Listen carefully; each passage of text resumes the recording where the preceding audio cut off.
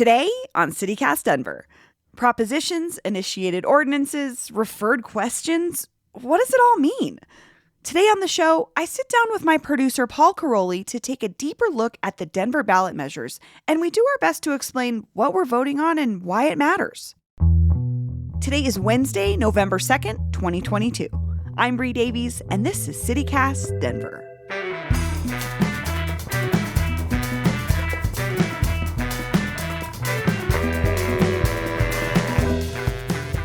Hey, Paul. Good morning, Bree.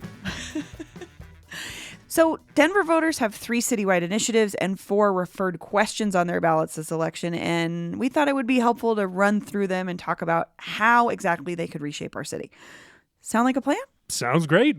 Cool. Okay, so let's start with Initiative 305, which backers call No Eviction Without Representation. And I know the goal of this initiative is to help people who are at risk of eviction. How exactly would no eviction without representation work?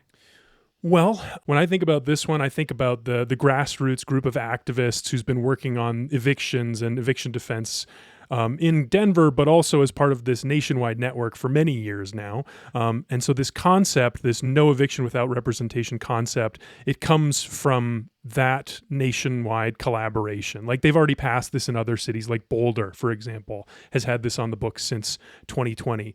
But specifically what it would do would be charge property owners $75 a year per unit that they rent out to contribute to a fund that would pay for eviction legal defense. And the activists have identified this particular intervention because they think that the best way to combat homelessness is to provide legal defense for people facing eviction, who typically don't even know that they have access to it, or let alone funding to pay for it. Yeah, and I think there's data out there that says keeping people housed is the best way to keep folks from becoming homeless, which seems like a no-brainer, but like that whole process of evicting somebody not only removes someone from housing, but also can screw up your credit and make it really hard for you to get a place. And we know in competitive markets like Denver, having a good credit rating is a big part of it. Also, having a security deposit, all of these things that come along with getting a new apartment again can be very detrimental to somebody, especially who's maybe been on the margins or been in a transitional housing situation. So I see how this could work, and I think it's a great idea. Yeah, tell me more about that. I mean, I know this is something you and I care about, but what do you think of the politics around this? Do you have a sense of where people stand on this one? I mean, I think that groups like this like you were saying, it's a national movement to basically force the hand of cities who aren't doing enough to keep people housed. And it's been a problem for the last decade, very visibly. It's been a problem for a long time. But I think the fact that the people kind of stepped up and said, we have to do something because our cities are not doing enough to keep people housed. And so, I mean, we've had the no eviction folks on the show before. I think they've made some great points as to like why this is so important for us to care about whether we're housed or not. I think that's a big thing to me. And I also think if you're a person or a corporation that owns housing, it's okay that you need to spend a little extra of that money that you're making off of somebody to make sure that there's availability for them to defend themselves if they get evicted, because evictions also cost a lot of money, and landlords tend to have the upper hand. Right. That makes sense. So other than you, Bree, who else supports this one? You know, lots of progressive candidates in various races across the state, plus local politicians like Councilwoman Candy Baca, House Rep Jennifer Bacon, groups like 9 to 5 Colorado, ACLU, Atlantis Community supports it, which is important to me because they're the first independent housing provider for folks with disabilities in the country. So they know, and I think if we look at the crossover between folks who are homeless and folks who are disabled, there's a huge crossover there. Mm-hmm. How about the opposition? I mean, I assume apartment associations and landlords and property owners are against this, but are there any surprises there? No, there are not. Apartment Association of America, Apartment Association of Metro Denver. What's important to note about those is they represent land owners. They don't represent tenants. So it's the people that own the buildings, not the people that rent because apartments, people that own apartments, they're not in the business of housing people. Like, they're in the business of making money.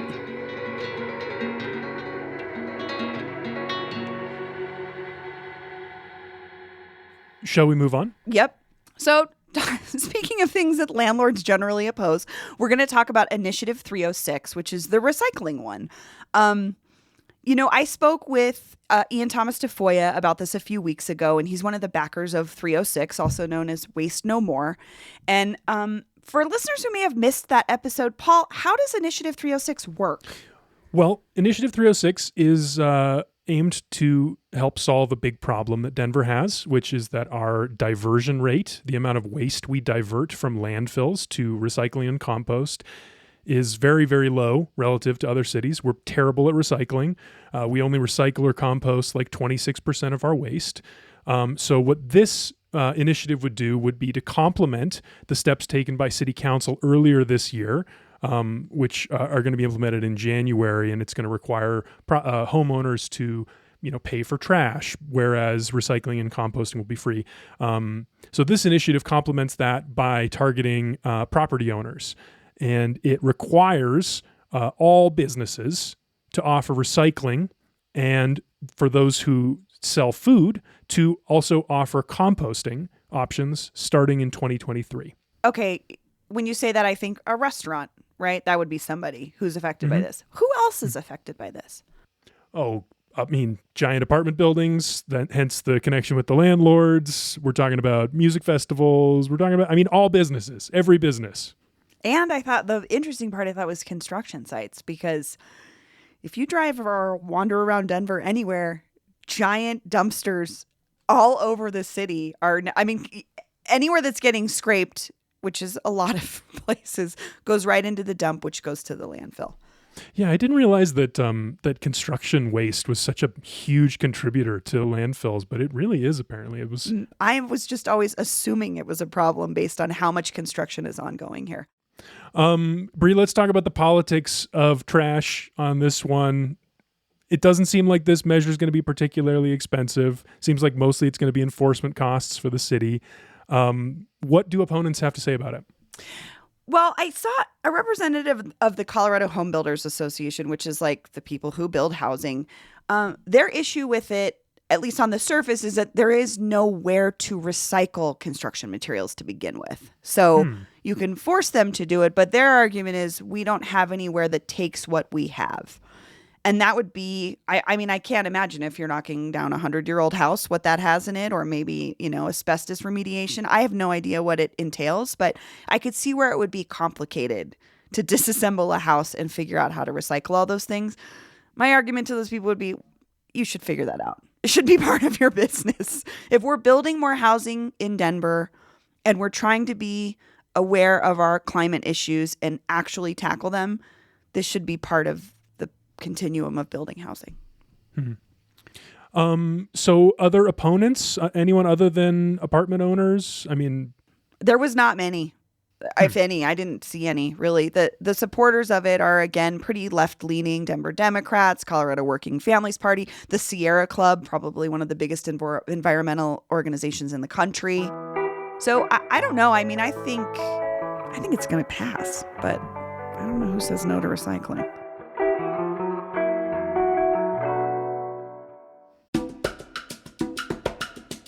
This episode is brought to you by Aura Frames. What does your mom want for Mother's Day? Well, my mom always just wants pictures of her kids, all together, with her grandkids. And this is a tall order because we don't all live in the same place. So I hate to spoil this for you, Brooke, because I know you're listening, but you're getting an Aura digital picture frame for Mother's Day, which is coming up soon, like May 11th. So don't forget. Aura Frames was named the best digital photo frame by Wirecutter and featured in 495 gift guides last year. So next time you need to call your mom, you can also send her a new pic of you from that trip you've been telling her all about, right from your phone. I think the only picture my mom has of all of us together is at Casa Bonita. That's the only time maybe all of us were together. Aura has a great deal for Mother's Day, too. For a limited time, listeners can save on the perfect gift by visiting auraframes.com to get $35 off plus free shipping on their best-selling Carver mat frame. That's AURA frames.com. use promo code CityCast. Support the show by mentioning us at checkout. Terms and conditions apply. Should we talk 307? Yes, 307, Denver deserves sidewalks. So we talked to Molly McKinley from the Denver Streets Partnership about this initiative, and they're the organization behind it. What did we learn from Molly? Well, we learned that this is their latest effort to combat the poorer condition of sidewalks in Denver, which is another one of our big citywide problems. Many sidewalks are crumbling. Even some places in the city, there just aren't sidewalks. You know, who hasn't seen one of those pictures online where the sidewalk just ends? Maybe there's a bus stop 50 feet ahead. You know, it's just bad for any number of reasons. It's bad for everybody who likes to walk and get around, not in a car. So what this measure would do would shift responsibility for maintaining sidewalks from property owners, which is where it is now, and probably why no one's doing any maintaining sidewalks, to the city. And it would also levy a new fee on property owners to pay for repairs and sidewalk construction. And that's where things get a little controversial, because the cost, the way that they're calculating it, would be based on linear feet of sidewalk for property owners. So for what they call the typical property owner, like a homeowner with 50 linear feet of sidewalk outside their home, it would cost about $107.50 per year. Whereas Councilman Kevin Flynn pointed out a few weeks ago, some property owners who say live on a corner lot like me could pay much, much more. We're talking about hundreds and hundreds of dollars a year, more than $1,000 per year in some cases. I'm glad you brought up Councilman Flynn's concern, because his neighborhood, I mean, the majority of his district, Bear Valley, is similar to your neighborhood, Paul, in that it's like post-war, suburban, larger lots, basically. Mm-hmm. I mean, compared to my house built in 1938, who's probably got that 50-foot stretch right in front, and that's it.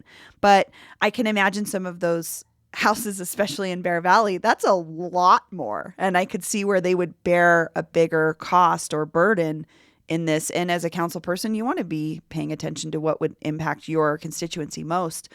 Yeah. One note on that, actually, because there is one exception for certain neighborhoods that are vulnerable to gentrification. And that's those property owners get a 20% discount. So property owners in like East Colfax, Elyria, Swansea, Westwood, Montbello, they just pay less. Okay. Or they would pay less. I was like, what neighborhoods aren't vulnerable to displacement other than like Bonnie Bray and the country club? You know what I mean? Fun, yeah, good point. Yeah, this is a tough one because it's really important. So I'd love to talk about, first of all, who supports it. There's some surprising folks here. The Cross Disability Coalition supports it. Bicycle Colorado supports it. YIMBY Denver and AAA Colorado support it, which was interesting to me because I would say that AAA Colorado generally represents car drivers. So I was surprised, but also like maybe happily surprised that they were supporting it. And then there's no organized opposition. The only thing I found was Flynn's comments on why he doesn't think it's the best solution. And to be fair, I don't think he thinks it's not a solution. He thinks it's a kind of an extreme option to where we are now. Yeah. That's the trick with this one is like everyone kind of agrees on the problem, but it's this particular proposal that we're voting on, not like, do we want to do something about sidewalks, which I think everybody agrees we really should change something. Yeah, and I'm frustrated that it's continually going to be the property owner's problem because, not because I'm a property owner, but because we have whole funding sources dedicated to roads, but we don't have the same for sidewalks, and we never have. It's always been a property owner issue. I'm happy to pay it, but I do wonder about people like you, Paul, who have a way bigger lot than I do. That kind of sucks. It does kind of suck. It does kind of suck. I don't know how I feel about this one yet, to be honest. I'm still on the fence about it too, although I wholeheartedly support Denver Streets Partnership for even trying to take this on. I mean, this is a people's initiative and they're trying to fix a problem that impacts a lot of folks in ways that maybe those of us that drive a lot don't realize. So I don't know where I am on this one either. Yeah.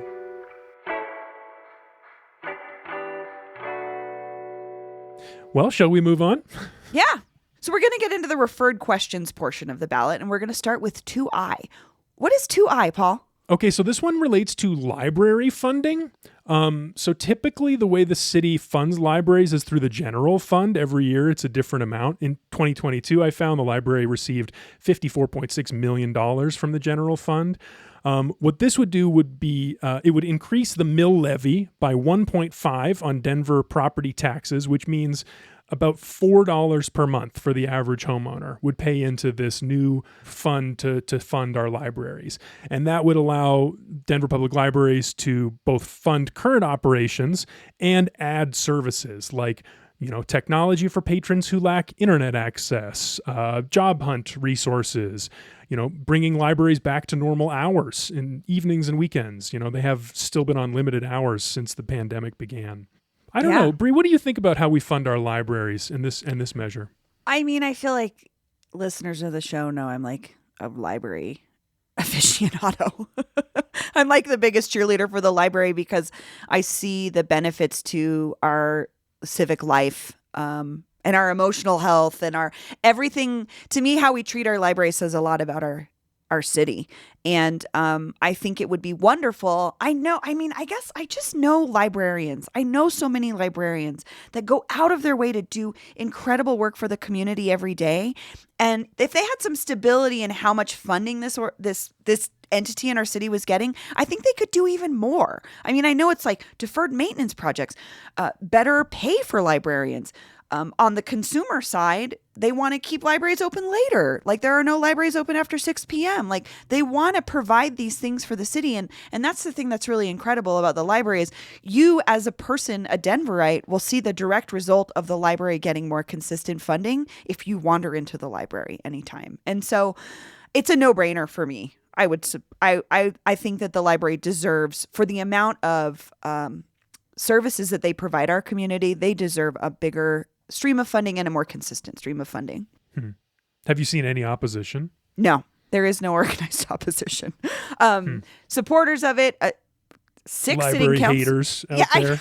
I'm just like, who hates the library? Actually, I shouldn't ask that question because I have asked that question and had sad results. 6 council members, like, who are kind of across the board ideologically when it comes to politics and policy, all support this. I'm thinking like council people like Torres, Clark, Kanish, Ortega. I think some school board members are supporting it. Denver Foundation, Denver Democrats, Colorado Hispanic Chamber of Commerce, League of Women Voters. This seems like an easy, let's do it. Okay, so we've got a couple more referred questions. We're going to talk about 2J and 2K together because they're pretty similar. Paul, what are these about? So these two are both kind of like twisted relics of Tabor. So Denver voters approved a couple of taxes years ago, one on climate and one on homelessness. So because those taxes actually collected a little bit more money than expected, Tabor requires the city to then ask us, the taxpayers, if they can keep that money and contribute it back to the same purpose that we already voted for. Oh, okay. You said Tabor, and I was like... Yeah. Damn you, Doug Bruce. Okay.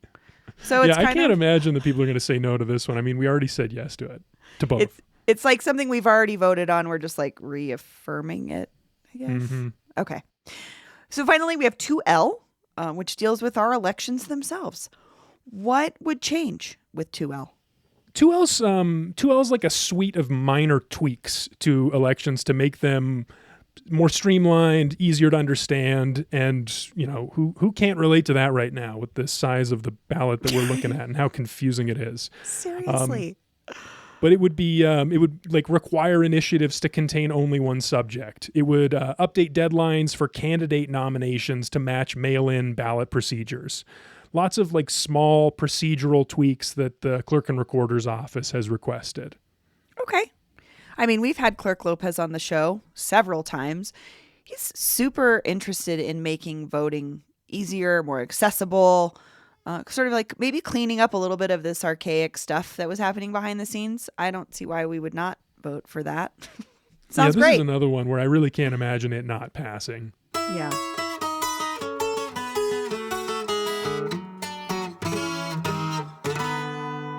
Paul, what are your overall take on this election? We're dealing with a lot of very things that will impact us directly, and we're being asked to pay some money.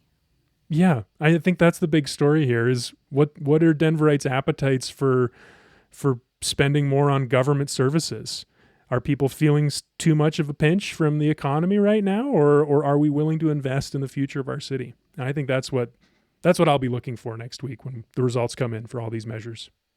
Yeah, it's a tough call to me. Like I was saying earlier this week, I spent $300 on groceries for 2 people and a baby. Oof. And I can't imagine. I mean, I have a pretty healthy grocery budget, and I know that's not true for everyone. So I can't imagine having to make these decisions now on top of all the other things that we're paying for. But at the same time, I see the benefits for us as a community and a city now and in the future. So it's really a tough call, but I hope that we make the right decisions. I don't know. We'll see you on Tuesday. Okay, we will. Thanks, Paul. Thanks, Bree. That's all for today here on CityCast Denver. If you enjoyed the show, why not take a minute to tell your landlord about us? Rate the show wherever you get your podcasts and subscribe to our morning newsletter, Hey Denver, by texting Denver to 66866. We'll be back tomorrow morning with more news from around the city. Bye-bye.